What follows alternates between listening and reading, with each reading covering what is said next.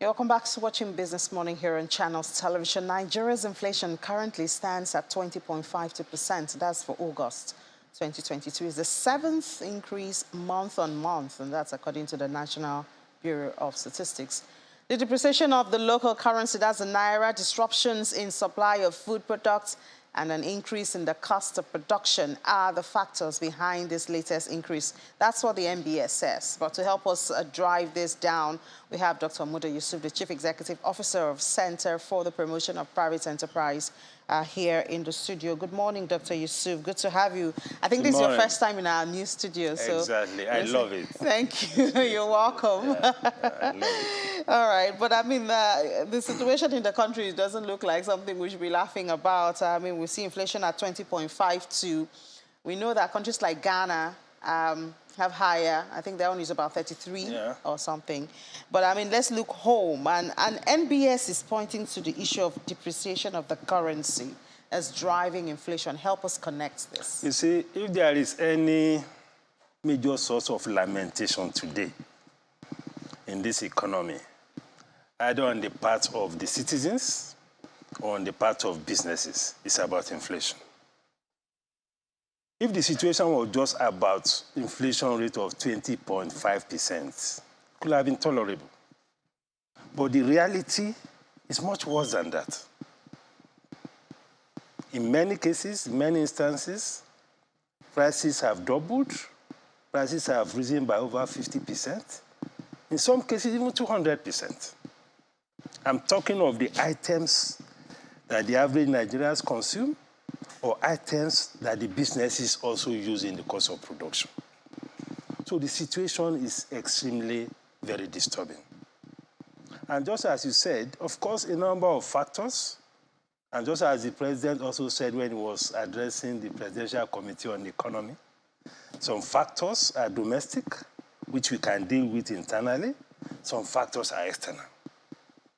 So the foreign exchange situation, of course, is a major one. Two components of it. There's the depreciation, which we all know about, particularly in the parallel market. Unfortunately, we have a situation where the parallel market is now becoming the major reference market, or the default market, because of the liquidity crisis in the foreign exchange market. Then, of course, you have the issue of acute scarcity of foreign exchange. So it's a double whammy. To some extent, of course, you have talked extensively about oil theft and all of those things affecting it. But there's also a policy dimension to it. If you had a much more conducive, much more sustainable foreign exchange policy, the situation will not be as bad as it is. So the policy component, I think, is something that we need to address. What do you mean by a much more conducive policy?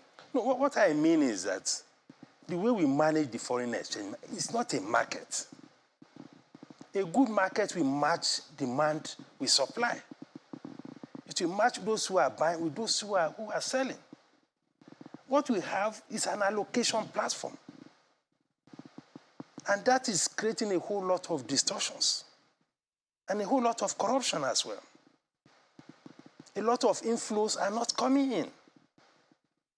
Because this economy typically does not depend only on oil. We have other sources. Because it's a very big economy. Even with all the challenges that we have, there are still a lot of opportunities that can attract inflows into this economy. But we have the RT 200, we have the 100 for 100, we have a lot of policies, we have the CBN, the lists of items, that will not have access to FX to import because they're supposed to be produced in the country. Are you saying these efforts and initiatives are not enough? They are not enough. In fact, most of these efforts that you outlined are demand management efforts. There is no sufficient attention to the supply side. The only, what can also look like a seeming endeavor on the supply side is this RT 200. And again, there's an issue with it.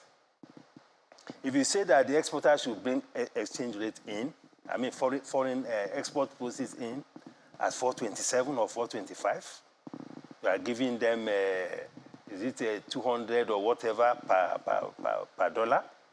And they know that if you give them free access to their foreign exchange, they can sell it at 700, at 650, at 680.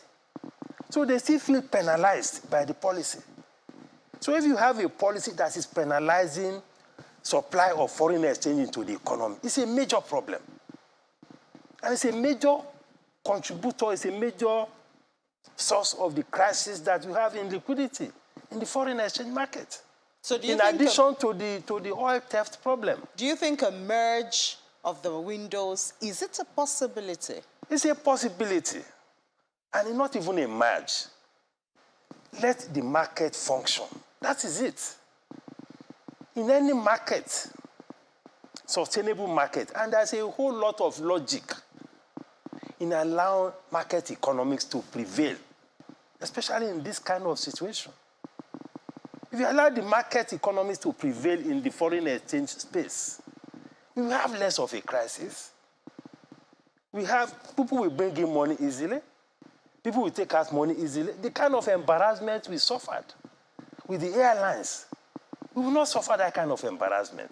We are too big as an economy, as a nation, to suffer that kind of embarrassment. Wouldn't that be allowing a free fall of the naira and just allow it wherever it lands? Is it not? In fact, the worst has already happened. If you talk of a free fall at 700, what kind of free fall again can you expect? And in any case, if you allow a proper market system, it cannot get to 700. Because right now, foreign direct investment, go and look at the data on capital importation. It has crashed completely. It's not because people don't have confidence in this economy, but you need the right kind of foreign exchange management framework to allow for capital flows. You need capital flows to strengthen your currency. If you are obstructing capital flows, then you are creating a major crisis. So, for me, some of the domestic things which the president also alluded to, but he did not specifically mention before, is to address this forex management framework. Okay. Then, of course, we have issues of the monetary aspect, that is the CBN financing of deficit. That's the monetary effect of that on money supply. It's also fueling inflation. It's a major factor. It's also fueling even this exchange rate problem. Then, of course, you have the issue of energy cost. Okay, but let's look at food inflation, because that's also a major one for Nigeria. It's at its highest level in 17 years, 23.12. And in that, you have imported food inflation at 5-year high, 17.94. Now, that Nigeria has arable land is no news. That Nigeria has the human resources, that Nigeria has the weather is no news. So I keep asking myself, isn't it possible for us to deal with, even if it's just the food inflation, must we import? You see, there is no country that doesn't import. Even the countries that produced the most of food items, if you still check it, they still import some elements of it. But the point you made is very valid. We are too blessed in terms of arable land for us to be having issues with food. Now, first, we have this insecurity problem. It's a major factor. Even the little that we produce, which are produced essentially by these peasant farmers, we are not getting that production because of insecurity. So one way to deal with the food crisis is to deal with the insecurity problem. Because the biggest victims of this insecurity are the farmers, the villagers, the farming communities. So that is one. Secondly, we need to transform the agricultural sector with a lot of technology. We have quite a number of young people who are ready to go into agriculture. There's a huge opportunity there, both to feed our huge population and to export. But unless we apply technology to it, it's not easy to bring in these young people. And the old farmers, they are getting old. It's an aging population. we need to harness the energies of the young people into that space. But you cannot do that. They can't go and carry hoes and cutlasses. You know? So we need to see what we can do about accelerating the use of mechanization, machineries. And all of this feed into our revenue and our debt servicing and the finances available to service our debts. Of course, they are related, because it's all within the framework of effective, efficient macroeconomic management and getting priorities right. They are related. But if you set the priorities right, if you also create the right kind of policy environment, in some of these spaces, foreign investors can come in. And you know what foreign investors bring? They bring technology, they bring new ideas, they bring innovation, in addition to bringing capital. But the environment has to be right. And you have domestic investors who are ready to take agri to the next level. But we need to create the environment for them.